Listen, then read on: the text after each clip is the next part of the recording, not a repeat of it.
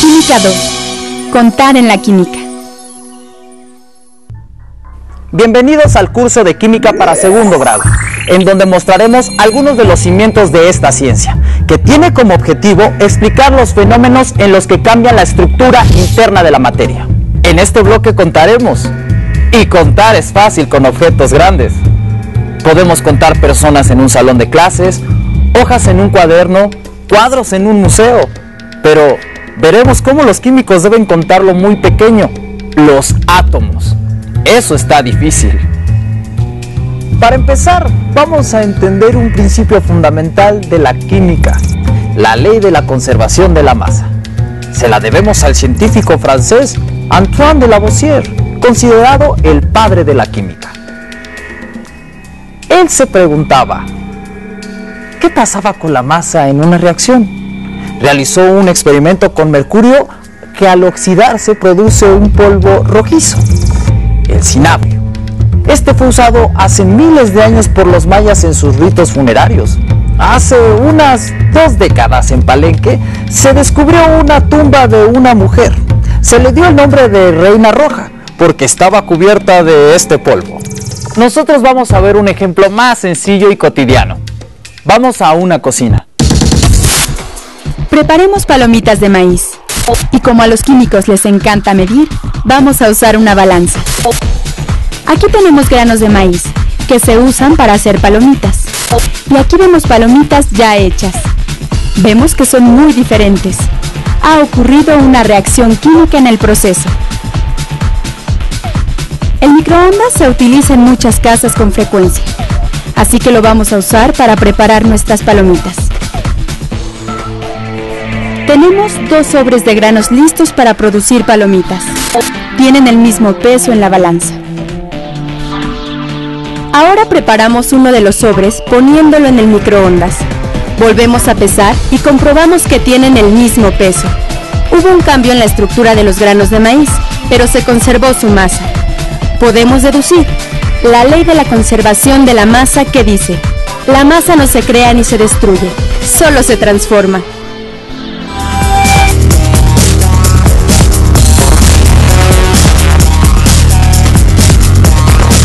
Esta ley rige todas las reacciones, aunque a veces no es tan fácil demostrarlo y necesitamos hacer las reacciones en sistemas cerrados. Esto se debe a que en muchas reacciones están involucrados gases que no vemos, pero que están presentes en los experimentos. Un ejemplo que todos hemos visto es un tronco de madera que se quema. Si pesamos el tronco antes de la reacción de combustión y pesamos las cenizas que resultan del proceso, el peso no es el mismo. El error es no considerar componentes que no vemos. Se sabe que en la reacción interviene el oxígeno del aire para que se lleve a cabo, pero también hay gases que se desprenden como el dióxido de carbono y el agua. Esta última normalmente se evapora por el calor que genera la reacción. Preguntémonos, ¿qué hacen los químicos? Muy sencillo, ponen cosas a reaccionar. En el camino se dieron cuenta que para producir un compuesto se debían poner una cantidad específica de ingredientes. Vayamos de nuevo a la cocina. En esta ocasión, prepararemos algo muy rico, un pastel. ¿Qué debemos hacer? Seguimos una receta que nos dice la cantidad exacta de cada ingrediente. Si la seguimos con cuidado, siempre obtendremos el mismo pastel con el mismo sabor. Los químicos, en particular John Dalton, reconocido por su teoría atómica, hicieron experimentos poniendo a reaccionar elementos que se transforman en compuestos. Vieron que dependiendo de la cantidad inicial de cada elemento a reaccionar, al final se tenía el producto y a veces sobraba algún elemento. Tras muchos ensayos midiendo la masa de sus reactivos y productos, en cualquier compuesto químico, los elementos se combinan con una proporción definida de sus masas. Por ejemplo, para formar agua, siempre se requiere de una proporción en masa de 8 de oxígeno por 1 de hidrógeno. Si lo hacemos en gramos y ponemos 8 gramos de oxígeno y 1 de hidrógeno, obtendremos 9 gramos de agua. Cada compuesto tiene una proporción definida de los elementos que la conforman, pero a veces en los mismos elementos se obtienen productos diferentes. Esta persona tiene una herida. Primero la lava con agua, después se pone agua oxigenada y podemos observar que se producen burbujas.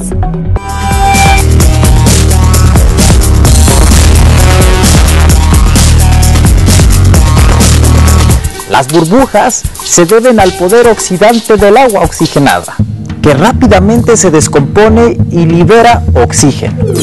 En la herida se usaron dos compuestos, el agua cuya fórmula es H2O y agua oxigenada H2O2. Ambas están formadas por hidrógeno y oxígeno. Lo que varía es la proporción de cada elemento. En el agua, la proporción en masa es de 8:1. Mientras que en el agua oxigenada es de 16:1. Lo mismo ocurre en muchos otros casos. Por ejemplo, si combinamos carbón y oxígeno, se puede formar monóxido de carbono o dióxido de carbono. Son dos compuestos diferentes con propiedades diferentes. El monóxido de carbono puede ocasionar la muerte en una planta, mientras que el dióxido de carbono es indispensable para que pueda desarrollarse. De hecho, es la materia prima con que realiza la fotosíntesis, para desprender oxígeno y producir sus nutrientes. Para el monóxido de carbono, la relación en átomos es de 1:1 entre el carbón y el oxígeno, mientras que para el dióxido de carbono, la relación es por cada mol de carbón, 2 de oxígeno. Muchos átomos se combinan dando más de un compuesto, pero siempre guardan una proporción definida de los átomos que la componen. Esta es la ley de las proporciones múltiples. Conociendo la proporción en la que se encuentran los átomos de una molécula, se establece la fórmula empírica o mínima. Esta representa la proporción más simple en la que están presentes los átomos que forman un compuesto y puede o no coincidir con la fórmula molecular. Para el agua, cuya molécula está formada por 2 átomos de hidrógeno y 1 de oxígeno, su fórmula mínima y molecular es la misma H2O. En compuestos como el etano, no ocurre lo mismo. El etano está formado por 2 átomos de carbono y 6 de hidrógeno. Su fórmula molecular es C2H6. En este caso, la proporción más simple, o sea, su fórmula mínima, es CH3. Para encontrar la fórmula mínima de un compuesto, primero se obtienen los moles de cada elemento. Luego se divide cada uno por el de menor valor. Y finalmente, por tanteo, se hallan los números enteros sencillos. Con los datos de un análisis elemental, solo se puede calcular la fórmula mínima. En caso de querer conocer la fórmula molecular o proporción exacta de los elementos, se tiene que conocer la masa molecular relativa que se obtiene experimentalmente. Muy bien, con saber la proporción podemos conocer la fórmula de cada molécula. Pero, ¿cómo encontrar la proporción? Para establecer la proporción o porcentaje de cada elemento en una molécula, se hace una sencilla regla de 3. Tomemos como ejemplo otra vez el agua con una masa por mol de 18 gramos. Calculemos primero la proporción de hidrógeno. Si 18 gramos es el 100%, 2 gramos de hidrógeno, por ser 2 átomos, ¿a qué porcentaje corresponderían? Y el resultado es de 11.2%. Ahora, para el oxígeno, si 18 gramos son el 100%, los 16 gramos de oxígeno, ¿a qué porcentaje corresponden? El resultado es de 88.8%. Concluimos que el agua tiene un 11.2% de hidrógeno y un 88.8% de oxígeno. Calculemos la proporción para el monóxido y el dióxido de carbono. Para el monóxido de carbono, CO, la masa de la molécula es de 12 del carbón más 16 del oxígeno. Nos da un valor de 28 gramos por mol. Para calcular el porcentaje de carbón, planteamos la regla de 3. 28 es a 100% como 12 es a X. El resultado es 42.86%. Para el oxígeno, decimos 28 es a 100% como 16 es a X. se obtiene un porcentaje de 57.14%. Si sumamos ambos porcentajes, tenemos el 100%. Para el dióxido de carbono, CO2, la masa molecular es de 12 del carbón, más 32 de 2 átomos de oxígeno. Suma 44 gramos por mol. El porcentaje de carbón sería el resultado de plantear la regla de 3. 44 es a 100% como 12 es a X. Porcentaje de carbón igual a 27.27%. Para el oxígeno, 44 es a 100% como 32 es a X. El oxígeno está en una proporción de 72.73%. En la ciencia es muy importante contar. En la vida cotidiana también. Si vamos al mercado necesitamos diferentes unidades para comprar productos. Esta señora está comprando una docena de huevos. Esto quiere decir que le darán 12 huevos. También va a comprar un cuarto de gruesa de naranjas. Le dan 36 naranjas. Ahora compra limones y pide un 100, o sea, 100 limones. Si quiere comprar frijoles, no es muy conveniente contar uno por uno. En estos casos se compra por peso. 1 kilogramo de frijoles. También para las lentejas, 1 kilogramo de lentejas. Analicemos la cantidad de estos productos. Los dos pesan 1 kilogramo, pero si contamos los granos de ambos, llegaríamos a la conclusión de que hay muchos más granos de lentejas. Un grano de lentejas es más ligero que uno de frijol.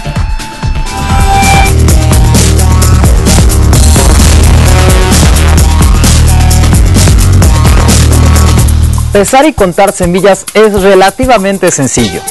Pero imagina que quieres contar granos de azúcar. Sería difícil porque son más pequeños. Con los átomos se complica aún más, porque son muy pequeños. Así que hay que hacerlo de forma indirecta.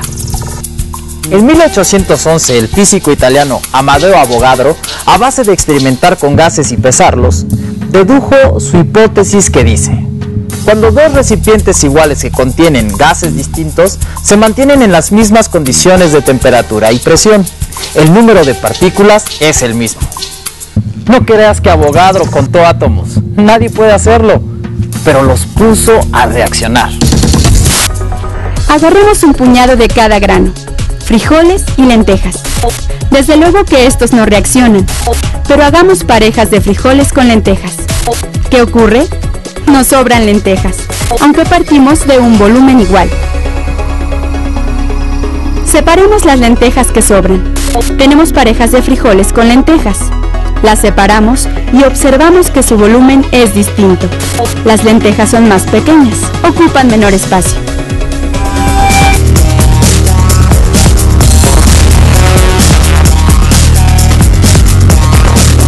Más o menos esto fue lo que hizo Avogadro. En sus experimentos, los gases reaccionaban para dar lugar a compuestos químicos. Partiendo de su hipótesis que en un mismo volumen hay el mismo número de átomos bajo las mismas condiciones de temperatura y presión, puso a reaccionar volúmenes iguales de gases. Por ejemplo, un volumen de hidrógeno reacciona exactamente con uno de cloro para dar ácido clorhídrico. Al comparar sus masas, observó que la masa de cloro era 35 veces más pesada. La relación en volumen es 1:1, pero en masa es de 35:1. Regresemos a las cantidades que podemos comprar. Una docena de naranjas y una de limones. El número es igual, pero el peso no. La naranja pesa más.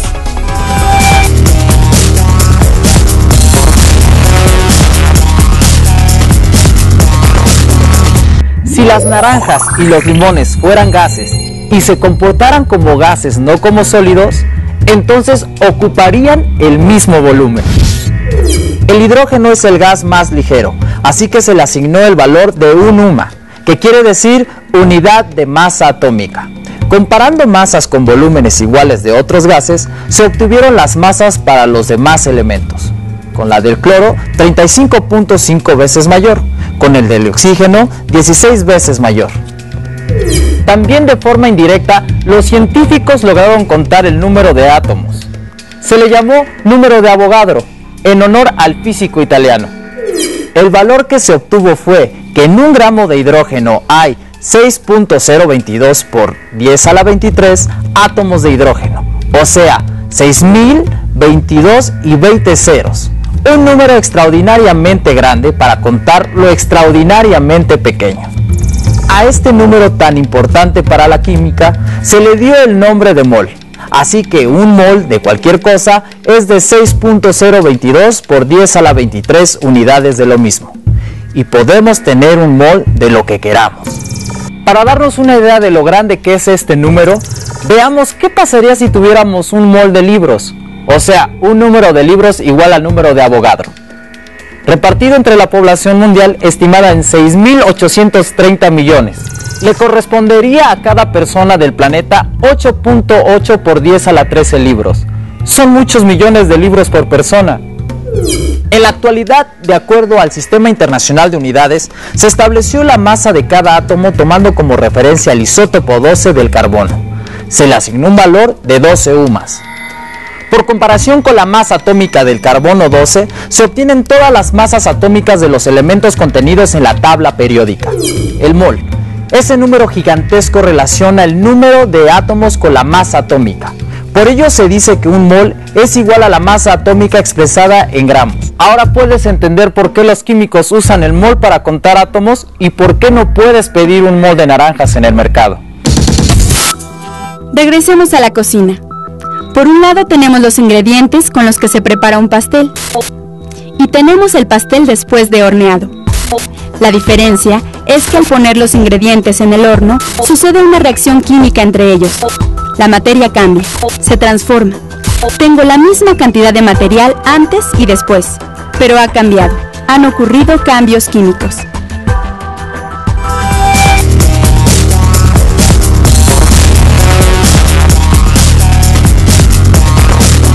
Las fibras sintéticas, las pinturas, la gasolina de los automóviles, los plásticos y las medicinas son productos que usamos cotidianamente. Se elaboraron haciendo reacciones químicas.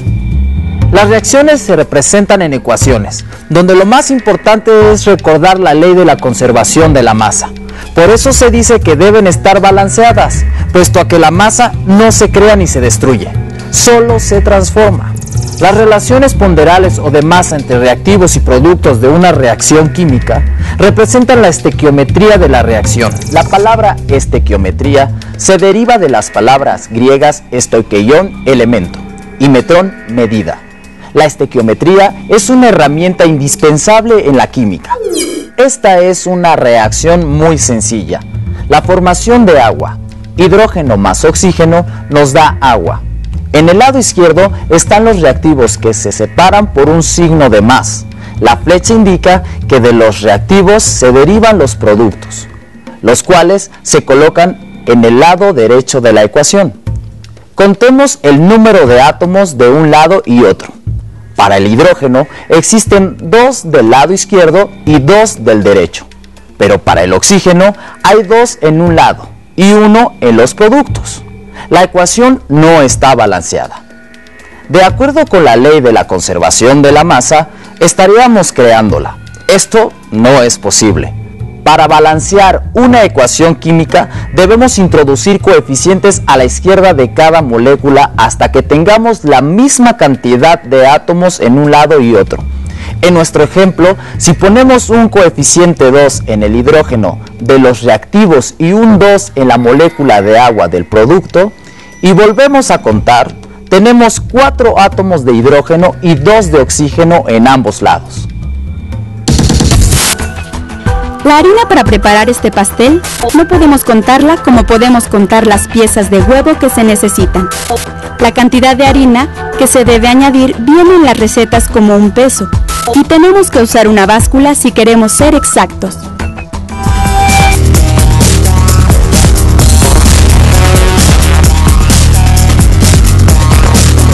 Como ya se dijo, en química no podemos contar los átomos que vamos a poner a reaccionar. Debemos medir. Por eso vamos a balancear la ecuación en términos de la masa. Otra vez para el agua, consideramos ahora su masa molecular referida a un mol de cada uno de ellos. 4 por 1 gramo de cada hidrógeno igual a 4 gramos de hidrógeno reaccionan con 2 por 16 gramos de cada oxígeno, igual a 32 gramos de oxígeno, un total de 36 gramos de reactivos. Para el producto de cada molécula de agua pesa 2 de hidrógeno más 16 de oxígeno, que da un total de 18 gramos. Como se obtienen 2 moléculas de agua, el total es 36 gramos. Se conserva la masa. Veamos otro ejemplo. La preparación de hidróxido de sodio, también conocida comúnmente como sosa cáustica, y utilizada en la industria para fabricar jabones, papel, rayón y explosivos, entre otros usos. La reacción ocurre entre el sodio y el agua para producir hidróxido de sodio e hidrógeno, de tal forma que la ecuación sería la siguiente. El sodio reacciona con el agua para producir hidróxido de sodio más hidrógeno. Si contamos en un número de átomos de cada elemento, tenemos que hay 1 de sodio en cada lado de la ecuación. También 1 de oxígeno, pero en el caso del hidrógeno hay 2 en los reactivos y 3 en los productos. La ecuación no está balanceada. Por tanteo, introduzcamos el coeficiente 2 en cada molécula, excepto para el hidrógeno de los productos. Obtenemos que 2 átomos de sodio reaccionan con 2 moléculas de agua para producir 2 moléculas de hidróxido de sodio más hidrógeno. Contemos átomos otra vez. Ahora hay 2 de sodio, 2 de oxígeno y 4 de hidrógeno en cada lado de la reacción. Ya logramos balancearla. Realicemos la operación con la masa, recordando que un mol es igual a la masa atómica expresada en gramos y consultando la masa en una tabla periódica. La masa del sodio es 23, la del oxígeno 16 y la del hidrógeno 1. Por lo tanto, el cálculo será 2 por 23 para el sodio, 2 por 2 más 16 para el agua, igual a 2 por 23 más 16 más 1 para el hidróxido de sodio y 1 por 2 para el hidrógeno. La ecuación nos dice que 2 átomos de sodio reaccionan con 2 moléculas de agua para producir 2 moléculas de hidróxido de sodio e hidrógeno. También podemos decir que 46 gramos de sodio reaccionan con 36 gramos de agua para producir 80 gramos de hidróxido de sodio y 2 gramos de hidrógeno. Lo mismo ocurre con cada ecuación química de toda reacción que ocurre en la naturaleza, como puede ser la fotosíntesis, o las numerosas reacciones que ocurren en nuestro cuerpo y nos mantienen vivos. También en las miles de reacciones que los químicos desarrollan en los laboratorios e industrias. Siempre nos podemos guiar por la ley de la conservación de la masa para obtener una ecuación balanceada, que nos permite calcular cuánto en masa debemos poner de cada reactivo para obtener un producto. Ahora, cuando mires a tu alrededor, puedes imaginar las miles y miles de reacciones químicas que ocurren constantemente. Recuerda que las leyes que vimos en este bloque son universales y te ayudan a comprender tu entorno.